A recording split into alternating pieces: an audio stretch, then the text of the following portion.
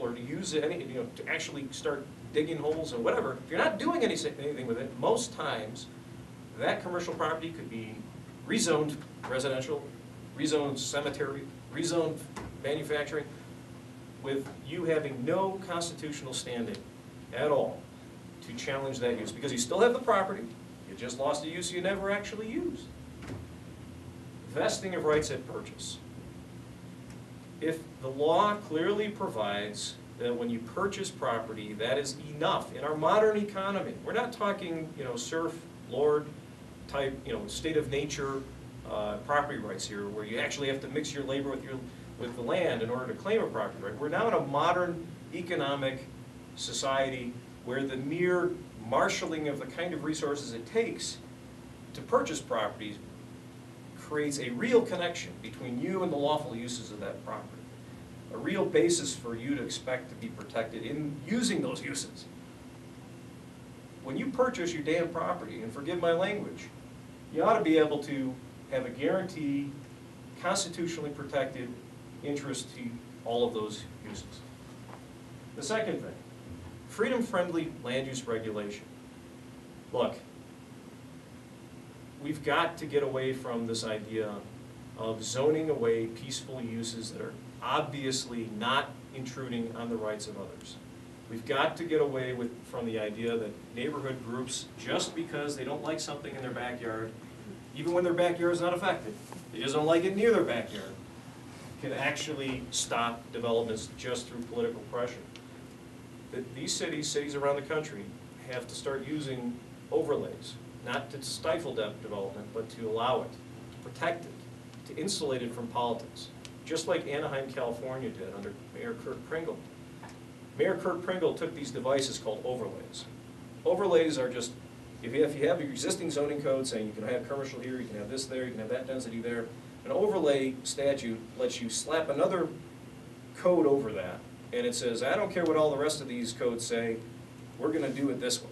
And it literally just lets you instantly transform an existing code, and you can use that to wipe out restrictions on property land uses. You can use it to insulate a permit approval process, create a whole new one from any political pressure. You basically take a very restrictive zoning code and using existing legal authority, slap an overlay on it, and protect property rights in a new way. And that's what Kurt Pringle did in Anaheim, California.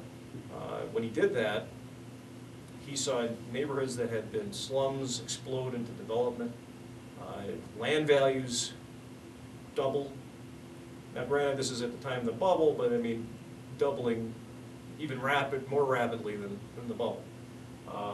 If his mayor in Tucson had slapped an overlay around that university, allowing dormitories to be built as permitted without further review by neighborhood groups, that would have saved mine too. Then lastly, accountability. How about this? 3 strikes and you're out for unelected public officials. 3 strikes is fair, right? If you violate the law, or through your misinterpretation of the law, cause someone to substantially be injured, materially harmed, on 3 occasions in the course of your career as a public servant, you should be out of there. And it shouldn't even be a question of whether you did it wrongfully, negligently or not. It doesn't matter, because in the private sector, it doesn't matter if you deserve the outcomes that you produce or if you really were wrongful or not. And what matters is the outcome. If you've got so-called public services generating unjust, rights-violating, and tragic outcomes repeatedly, it's time for them to go. Same thing should apply to people like the zoning administrator. Introducing Gary Lowry and Marion Carroll. Now, for those of you who still cling to the idea that economic rights don't mean as much as social rights, well, these are 2 ordained non-denominational ministers. They, in their ranch house in Yavapai County, minister to people. And, that's near Sedona, it's near Grand Canyon, to some people a very spiritual location. Well, Yavapai County doesn't like bed and breakfast. Well, that wasn't a bed and breakfast, but it sure had things going on in it, like a bed and breakfast. And so they told their good reverend and good reverend wife that they could not minister to people in their home anymore who were strangers, because that required a bed and breakfast permit. That's it.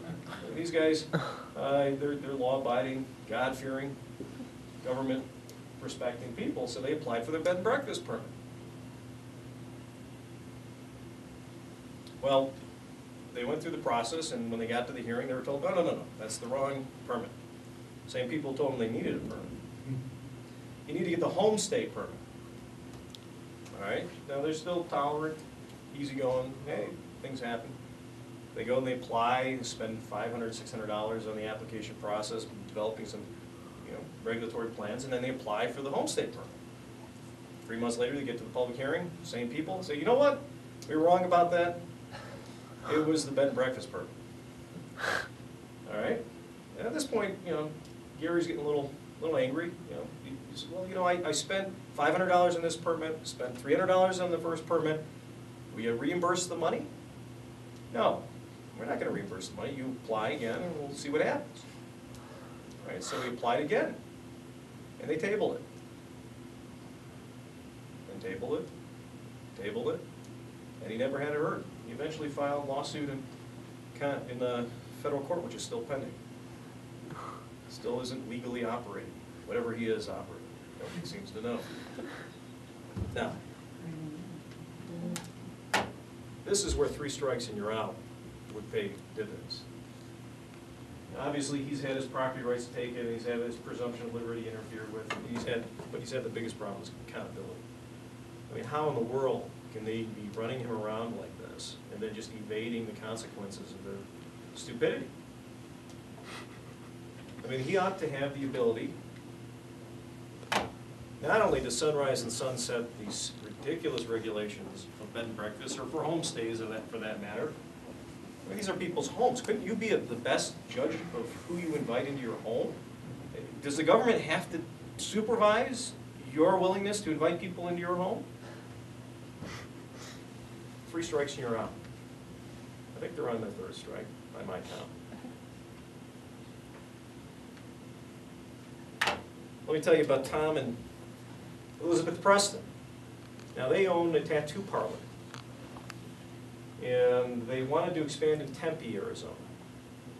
But they're nice people, they're a strong family, they have tattoos. Right? People don't like people with tattoos. It means it's ugly, right? They're strange, weird friends. Well, they applied for their permit, and they got it. I mean, actually, they got a preliminary permit with zoning approval from the city of Tempe. Now, Tempe allows the city council not only to make the laws, but to enforce the laws, and then to adjudicate disputes over the laws when it relates to permitting. Well, they invested $25,000 building out their shop, and they signed a 5-year lease based on this preliminary approval. And little do they know, a neighborhood group, a NIMBY group, doesn't like tattoos, doesn't like tattoo shops, complained to the city council. The city council took an appeal. They had a vote unanimously.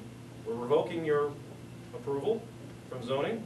We're not giving you your permit, period. End of story. The law says it's up to their discretion. And because it's the city council doing this, it is ipso facto a legislative decision, not, even though it is in substance, the equivalent of an adjudication, or at least of an executive administrative decision. No, because the law says it is up to the discretion of the city council whether you get to do lawful things with your property. It is legislative, which means it's basically protected from any kind of meaningful judicial review in court. They would have lost $25,000 in liability on a 5-year lease, unless the Goldwater Institute jumped in, and we did.